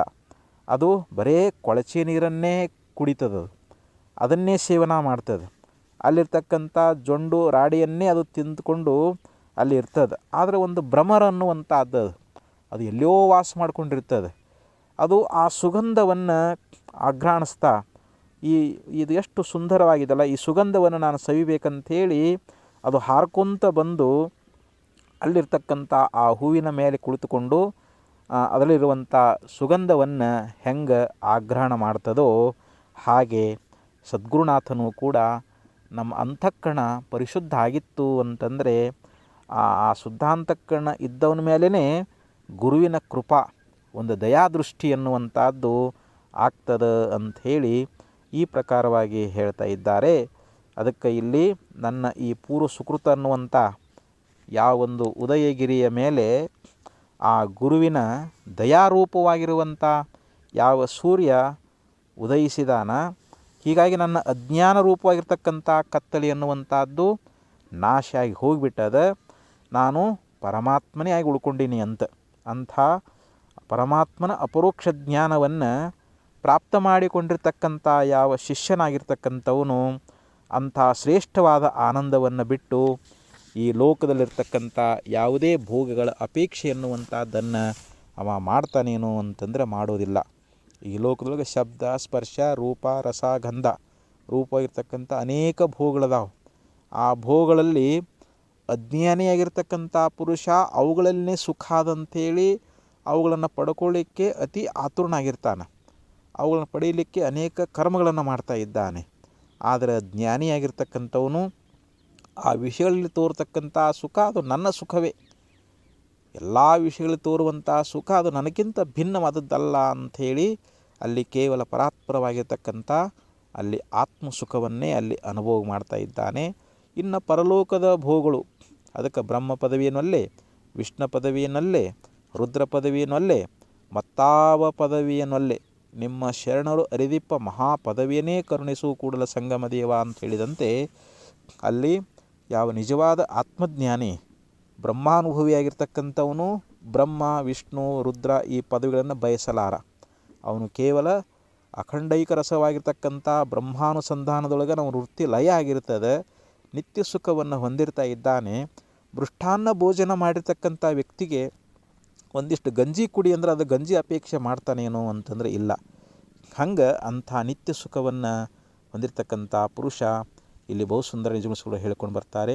ಇನ್ನೂ ಮುಂದಿನ ವಿಚಾರವನ್ನು ನಾಳಿನ ಪದ್ಯಗಳಲ್ಲಿ ನೋಡೋಣ ಅಂತ ಹೇಳ್ತಾ ಈ 4 ಮತ್ತು ಸದ್ಗುಣಗಳನ್ನು ಕರ್ಪಿಸಿ ವಿರಮಿಸ್ತಾ ಇದ್ದೇನೆ. ಓಂ ತತ್ಸತ್.